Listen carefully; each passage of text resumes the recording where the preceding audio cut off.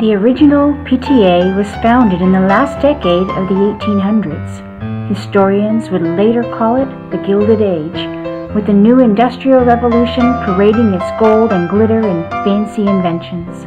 The first four-wheel vehicle, electricity, Coca-Cola, the QWERTY keyboard, and of course, movies. Just head to the Chicago World Fair and you'd have proof of just how wonderful this new world was going to be.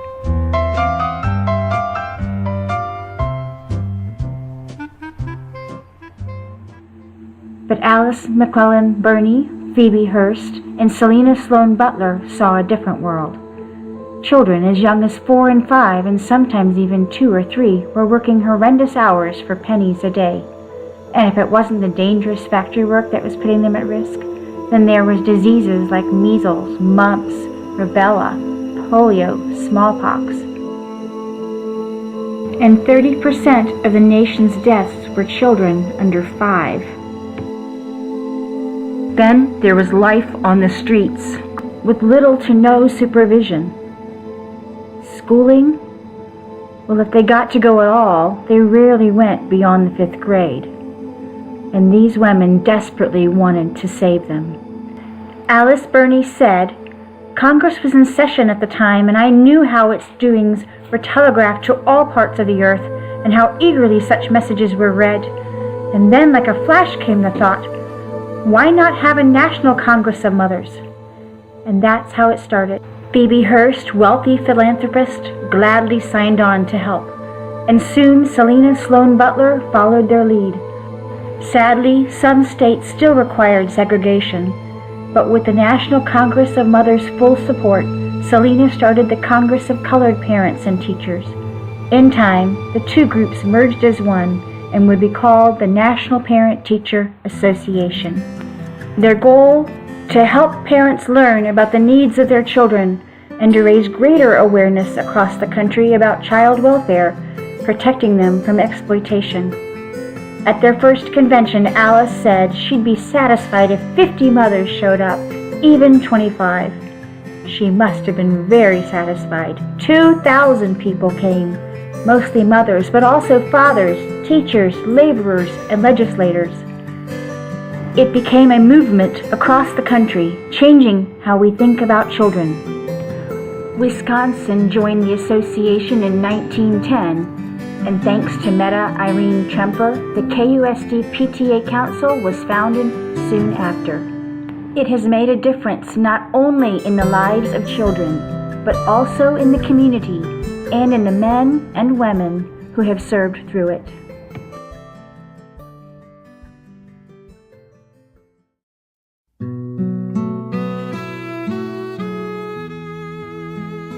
My first son started at Harvey Elementary. It was like 1977, and the kindergarten teacher asked for volunteers, and of course I was ready, willing, and able to volunteer.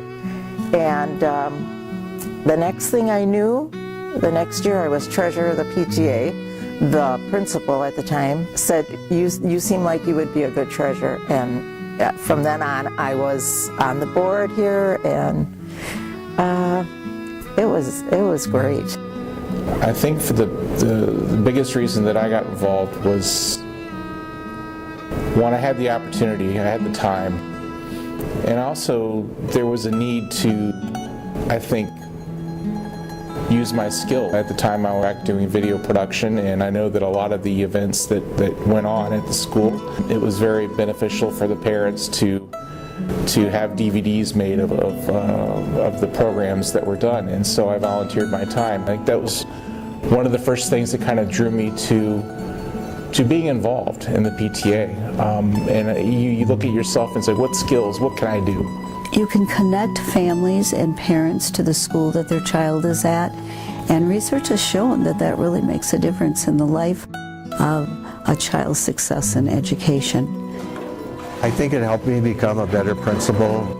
I think it helped me understand the power of teamwork, of working together, and it helps you become a better parent yourself. I had 3 children, going principaling and a wife at home, and it helped me be a better parent for my kids. I got involved in reflections when my oldest daughter came home from school with a slip of paper about reflections, and she sounded excited to try it. And I think that first year she tried photography and visual arts and literature categories, and that was really fun to see what creative things she came up with, because I'll be honest, my oldest is not one who tends to like to do creative things. She loved going to the banquets, and I kind of thought that was the end of it until the next year when the piece of paper came home again and we started all over again. They decided to try film and music and dance, and as eventually all 6 categories. What I loved most was when I look back about networking with other PTAs, getting ideas about what you could do, sharing ideas, and actually advocating. I can remember there were a couple of policies in the early 90s that PTA was really advocating for on a state level. And when you would call your representatives, you would say, oh, you're one of those PTA people. And it made you feel good because it made you feel like you were part of a much bigger picture that really, really went out and looked out for the welfare and the benefits of families and children. Way back, this was like 1985, and because of where Kenosha is situated, we are prone to gang activity from Racine to the south of us and Waukegan to the north of us. And the gangs are always recruiting, and they were recruiting at the time, and they were hitting on middle school kids. And I went myself to the mayor's office to petition for help. We need help from the police department, and it was crickets, nothing. I went back to the McKinley PTA, and there were 12 of us that went 2 weeks later to the mayor's office, and immediately we got action. And it started the 4-person gang squad for the gang prevention squad for the Kenosha Police Department. But it really developed a bonding, because at the time we were like silos, separate entities. The public schools are here, police department was here. There wasn't much of a connection. But I think in my heart of hearts, not only did we, with the McKinley PTA, start the gang prevention squad, but we started a positive relationship. And I couldn't have done it without the PTA. I probably served on the legislative committees as well. That really was near and dear, and speaking at the school board meetings and speaking up in Madison when I was on the state board, and just because I knew that it was going to be for all the children, not just the children at Harvey or in Kenosha. It was all children. I'm the son of a high school science teacher and a newspaper editor. So education and learning was always something that was drilled into me.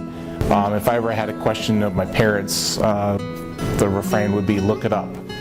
To that end, we had lots of encyclopedias, to which kids probably don't even know what those are nowadays. But in my upbringing, in my household, my mom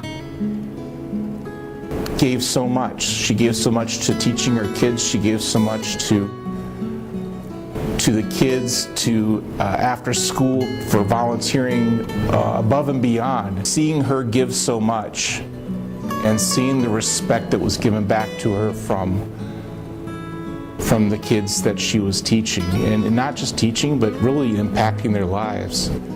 I guess in a way, my involvement in the school was an attempt to affect children in that way.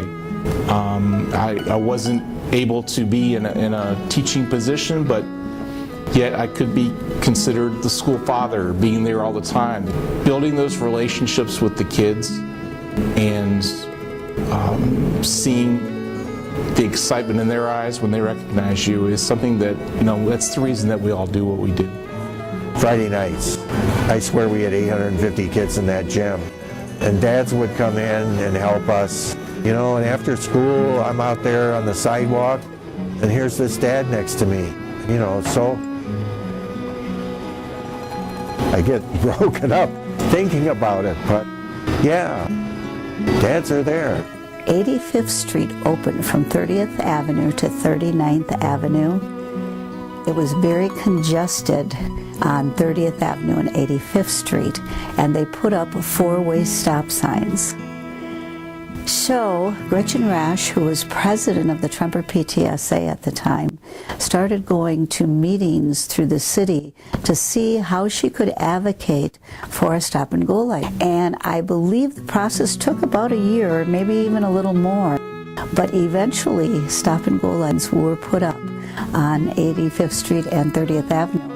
And I think that's a wonderful example of how together we can always make a difference. We held a rally at one time in 1987, and over 400 parents turned out for that, and the cause was quality education. We did not want to see any cuts to teacher salary or teachers or assistants or any of the programs, so we were all very involved in that. When I was at Bradford, we had a craft fair there annually for many, many years. The proceeds that we received from the craft fair, many times we donated materials and supplies for students at the school, and we also helped support some before and after homework help. I actually have some really fun memories of them being recognized by the council too, because I think it made them very proud to stand in front of an audience and in front of the entire school board.